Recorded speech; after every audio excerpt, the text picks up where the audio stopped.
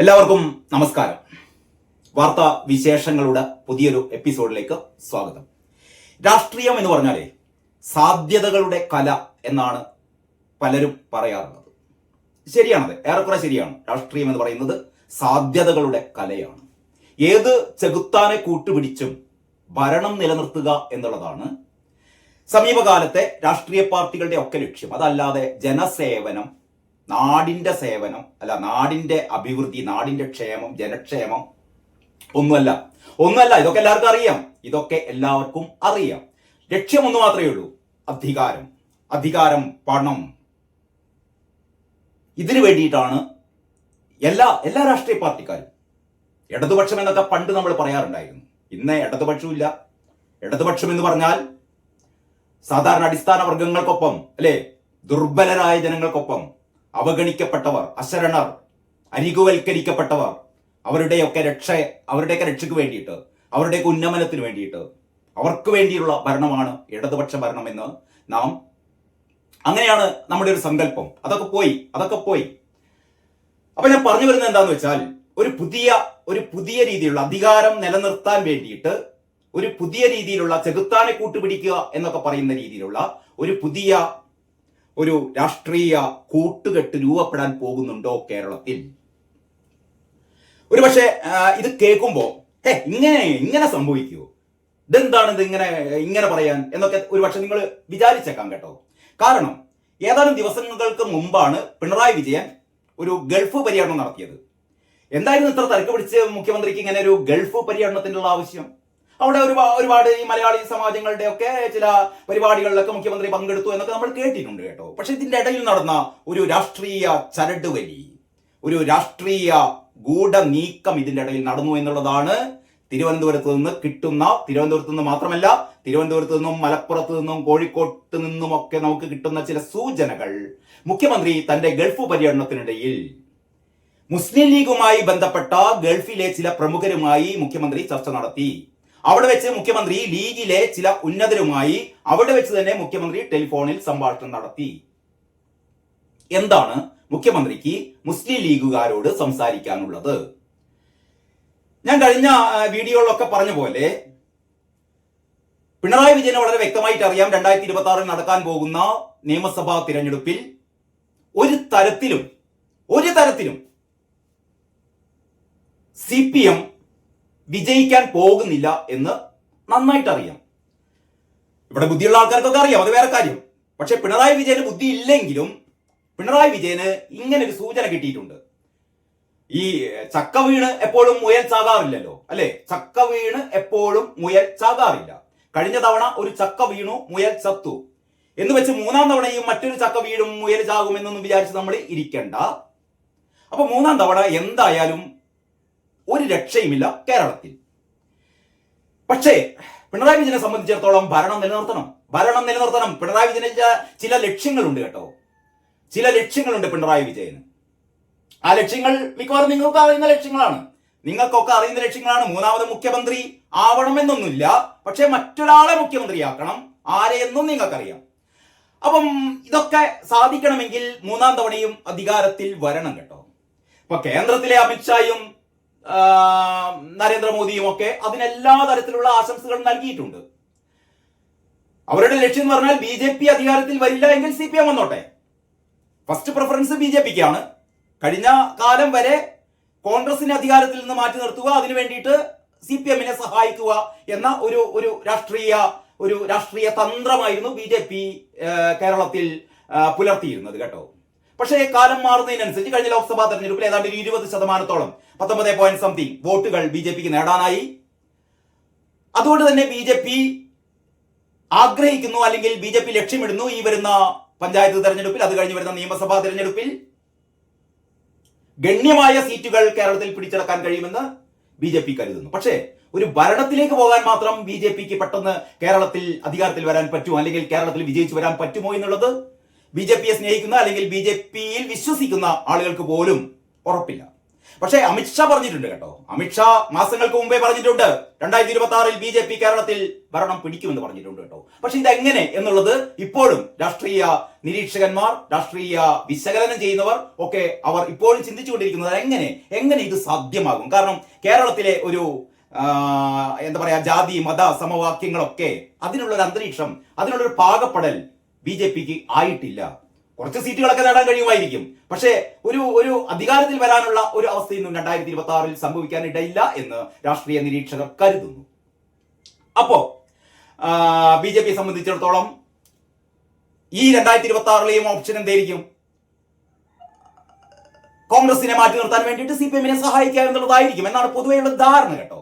പക്ഷെ അമിത്ഷാ 2026 ഞങ്ങൾ തിരിച്ചു വരും എന്ന് പറയുമ്പോൾ എല്ലാ സന്നാഹങ്ങളോടെയും അതിനുള്ള വർക്ക് ഇപ്പോ തന്നെ BJPയും RSSും തുടങ്ങി കഴിഞ്ഞിട്ടുണ്ട് എന്നുള്ളതാണ് നമുക്കറിയാൻ വേണ്ടി കഴിയുന്നത്. ഗ്രാസ് റൂട്ട് ലെവലിൽ വീട് വീണാതരം കയറി ഇറങ്ങി RSSകാർ ഉൾപ്പെടെ RSSന്റെ 100ാം പിറന്നാളിനോടനുബന്ധിച്ച് 100ാം വാർഷികത്തോടനുബന്ധിച്ച് ഒരു വർഷം നീണ്ടു നിൽക്കുന്ന ആഘോഷ പരിപാടികളാണല്ലോ അവർ ശ്രദ്ധിക്കുന്നത്. വീടാന്തരം കയറി ഇറങ്ങി RSSന്റെ പ്രചാരണം, BJPയുടെ പ്രചാരണം, ഇതൊക്കെ ഇങ്ങനെ മുന്നോട്ട് പോകുമ്പോൾ എന്തും സംഭവിക്കാം എന്ന് പറയുന്ന ഒരവസ്ഥ ഇവിടെയുണ്ട്. അത് തീർച്ചയായും പിണറായി വിജയൻ ഭയക്കുന്നുണ്ട് കേട്ടോ. നല്ല പേടിയുണ്ട് പിണറായി വിജയന്. 3ാം തവണ ഭരണം കിട്ടിയില്ലെങ്കിൽ സംഭവിക്കാൻ പോകുന്നത് കുടുംബം ഒന്നടക്കം ജയിലിലേക്ക് പോവുകയായിരിക്കും. അതാണ് വേറൊരു പേടി കേട്ടോ. മകൾ, പിന്നെ മകനും മകളും പിണറായിയും ജയിലിലേക്ക് പോകുന്ന ഒരവസ്ഥ. കെജ്രിവാളിനെ ഒക്കെ ജയിലിലേക്ക് അയച്ച കേന്ദ്ര സർക്കാരിന്, BJP സർക്കാരിന് 1 അല്ല 10 അല്ല 100 അല്ല 1000 വട്ടം പിണറായി വിജയനെ ജയിലിലടയ്ക്കാനുള്ള എല്ലാ എന്താ പറയാ, അതിനുള്ള എല്ലാ സാധ്യതകളും ഇവിടെ നിലനിൽക്കുന്നുണ്ട്. പക്ഷേ പിണറായി വിജയനെ സഹായിക്കുന്നത് കോൺഗ്രസിനെ മാറ്റി നിർത്താൻ വേണ്ടി മാത്രമാണ്.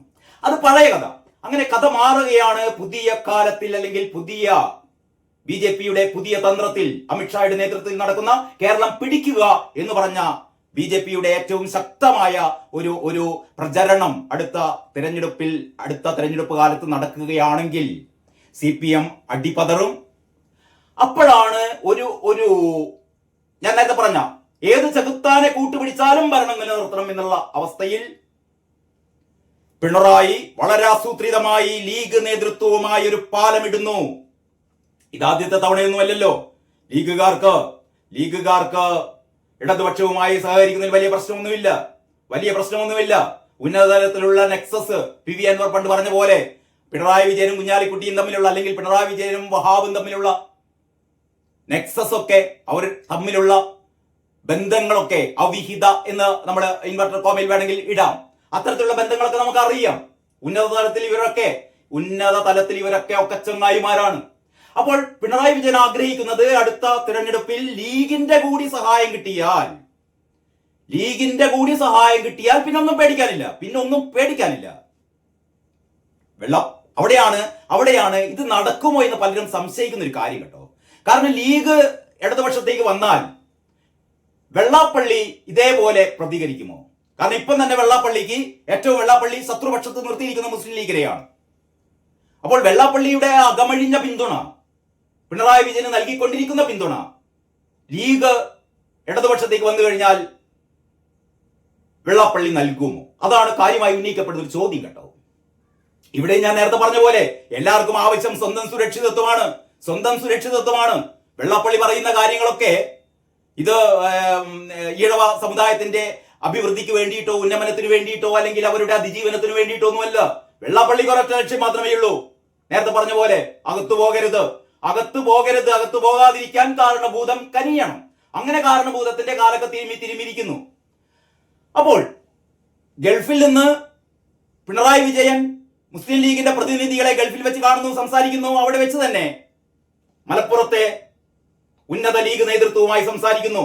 ഒരു പാലമിട്ട് കഴിഞ്ഞിരിക്കുന്നു. ഇപ്പോ CPI-യുമായുള്ള ഒരു തർക്കം ഏതാണ്ട് മയക്കുവെടി വെച്ച പോലെ അങ്ങനെയൊക്കെയാണല്ലോ പറയുന്നത്. സണ്ണി ജോസഫ് പറയുന്നത് എന്താണ്? മയക്കുവെടി വെച്ചതാണോ പറയുന്നത്? അതായത് ഈ PM ശ്രീ പദ്ധതിയിൽ മുട്ടുമടക്കി എന്നൊക്കെ പറയുന്നു. എങ്കിലും നമുക്കൊക്കെ അറിയാം PM ശ്രീ പദ്ധതിയിൽ ഒരു മുട്ടുമടക്കലും നടന്നിട്ടില്ല. ഇപ്പം ഒരു 3 നിർദ്ദേശങ്ങൾ ഇട്ടാ മുന്നോട്ട് വെച്ചതെന്നൊക്കെയാണ് പറയുന്നത്.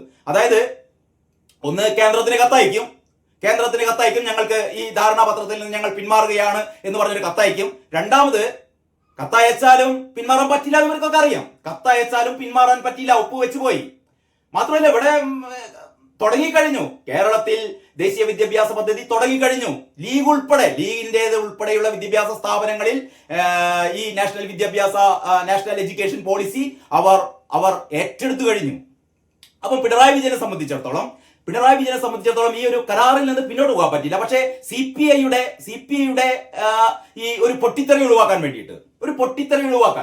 കാരണം ലീഗ് കൂടെ വന്നു കഴിഞ്ഞാൽ CPI പോകണമെങ്കിൽ പോട്ടെ, കാരണം ലീഗുമായി കമ്പയർ ചെയ്യുമ്പോൾ പിന്നെ CPI കാര്യമായിട്ട് CPIക്ക് പ്രസക്തിയൊന്നുമില്ല. പക്ഷെ ഇത് അങ്ങനെയല്ല, ലീഗ് വന്നിട്ടില്ല, ലീഗ് വരണം എന്ന് മനസ്സിൽ ആഗ്രഹിച്ചുകൊണ്ട് ലീഗിന് ഒരു ഇടം അവിടെ കൊടുത്തുകൊണ്ടാണ് പിണറായി വിജയൻ മുന്നോട്ട് നീങ്ങുന്നത്. കാരണം പിണറായി വിജയൻ അറിയാം CPI കാലാകാലം ഇങ്ങനെ കൂടെ കൊണ്ടു നടക്കാൻ പറ്റില്ല. കാരണം PM ശ്രീ പദ്ധതിയിൽ നിന്ന് വിട്ടുമാറാൻ CPM കഴിയില്ല. തൽക്കാലത്തേക്ക് CPI ഒന്ന് ശാന്തമാക്കാൻ വേണ്ടിയിട്ട് ഈ കരാറിൽ നിന്ന് ഞങ്ങൾ പിൻവാങ്ങുകയാണെന്ന് പറയുന്ന ഒരു കത്ത്, വെറും കത്തിനൊരു വിലയുമില്ല, കടലാസിന്റെ വിലയില്ല കത്തിന്. പക്ഷെ അങ്ങനെ ഒരു കത്തയക്കുന്നു ബിനോയ് വിശ്വത്തിന്റെ കണ്ണിൽ പൊടിയിടാൻ, ഡി രാജയുടെ കണ്ണിൽ പൊടിയിടാൻ. എന്നിട്ടൊരു ഉപസമിതി രൂപീകരിച്ച് ഈ PM ശ്രീ പദ്ധതിയുടെ എന്താ പറയാ പ്രശ്നങ്ങൾ പഠിക്കാൻ, കാരണം അത് നടപ്പിലാക്കി കഴിഞ്ഞാലുള്ള കാര്യങ്ങൾ എന്തൊക്കെയാണ് തുടങ്ങിയ കാര്യങ്ങൾ പഠിക്കാൻ വേണ്ടിയിട്ട് ഉപസമിതിയെ വെക്കുക. ഉപസമിതിയിൽ CPIയുടെ മന്ത്രിമാരോ പ്രതിനിധികളെയൊക്കെ ഉൾപ്പെടുത്തുക തുടങ്ങിയ കാര്യങ്ങളൊക്കെയാണ് ഇപ്പൊ ചർച്ച ചെയ്യുന്നത്. എന്ന് പറഞ്ഞാൽ ഇതിനൊക്കെ അടിസ്ഥാനം എന്ന് പറഞ്ഞാൽ PM ശ്രീ പദ്ധതിയിൽ നിന്ന് തങ്ങൾ മാറുന്നില്ല എന്ന് തന്നെയാണ് വീണ്ടും CPM ഈ നിർദ്ദേശങ്ങളിലൂടെ മുന്നോട്ട് വെക്കുന്ന കാര്യം കേട്ടോ. അപ്പൊ വരാനിരിക്കുന്ന ദിവസങ്ങളിൽ ഈ പൊട്ടിത്തെറി അത്ര പെട്ടെന്നൊന്നും അവസാനിക്കും തോന്നുന്നില്ല. ഒരുപക്ഷെ മന്ത്രിമാര് ഇന്നത്തെ ഈ മന്ത്രിസഭാ യോഗത്തിൽ പങ്കെടുക്കും, അല്ലെങ്കിൽ മന്ത്രിമാരെ പിൻവലിക്കില്ല തുടങ്ങിയ ഒരു ഈ വൻ പൊട്ടിത്തെറി ഒഴിവായി എന്നുള്ളതല്ലാതെ CPM-ഉം CPI-യും തമ്മിലുള്ള അഭിപ്രായ വ്യത്യാസങ്ങൾ നിലനിൽക്കുക തന്നെയാണ്. ഇത് നിലനിൽക്കും, പെട്ടെന്നൊന്നും തീരില്ല. അപ്പോൾ വരാനിരിക്കുന്ന നിയമസഭാ തിരഞ്ഞെടുപ്പിൽ ലീഗിനെ കൂടെ കിട്ടിയാൽ LDF വളരെ അവരുടെ സ്ഥിതി എന്ന് പറഞ്ഞാൽ വളരെ ഭദ്രമാകും. അവരുടെ മൂന്നാം തവണ കേരളം പിടിക്കാനുള്ള അവരുടെ ആഗ്രഹം ലീഗിനെ കിട്ടിയാൽ അവർക്ക് അത് എളുപ്പം നേടിയെടുക്കാനാവുമെന്ന് അത് എല്ലാവർക്കും അറിയാം. അങ്ങനെയാണ്, സ്വാഭാവികമായും അങ്ങനെ സംഭവിക്കും. പക്ഷെ ലീഗ് വരുമോ? അവിടെയാണ് പ്രശ്നം. പിണറായി വിജയൻ വിളിച്ചാൽ ലീഗ് വരുമോ? എന്താ സംശയം? കാരണം മുസ്ലിം ലീഗിന് ഒരു ഉറപ്പുമില്ല അടുത്ത തവണ UDF അധികാരത്തിൽ വരുമെന്ന്.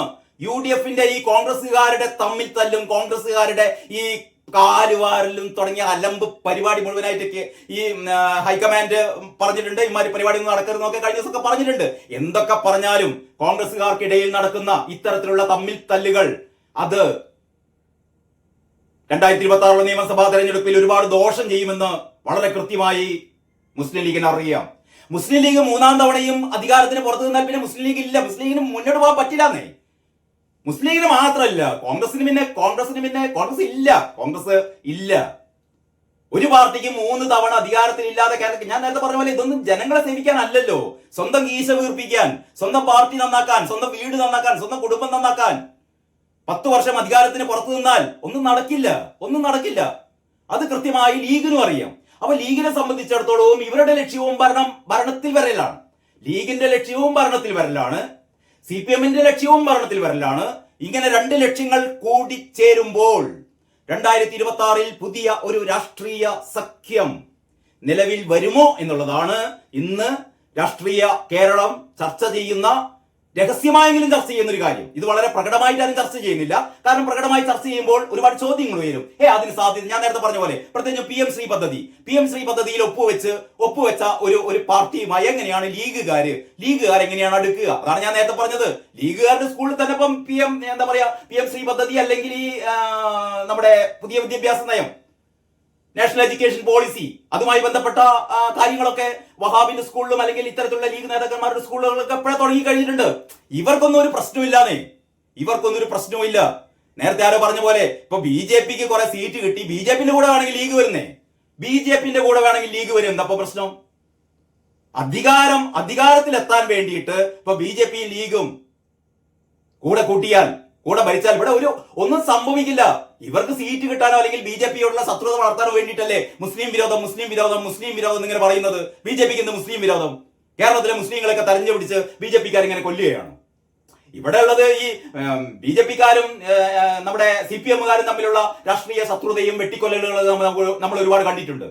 പക്ഷെ ലീഗുകാരും BJP-കാരും തമ്മിൽ അങ്ങനെ ശത്രുതയൊന്നുമില്ല. ഈ ഹൈന്ദവ ആൾക്കാരെ അല്ലെങ്കിൽ BJP അധികാരത്തിൽ നിന്ന് മാറ്റി നിർത്താൻ വേണ്ടിയിട്ട് BJP-യോട് ഈ മുസ്ലിം സമുദായത്തിന് ഒരു ശത്രുത വരാൻ വേണ്ടിയിട്ട് നിരന്തരം പറഞ്ഞുകൊണ്ടിരിക്കുകയാണ്. BJP എന്ന് പറയുന്നത് ഒരു മുസ്ലിം യുദ്ധ സംഘടനയാണ്. മുസ്ലിങ്ങളെ എങ്ങനെ വംശഹത്യ നടത്താൻ വേണ്ടിയിട്ട് ഇവർ ഗുജറാത്തിൽ ശ്രമിച്ചിട്ടുണ്ട്.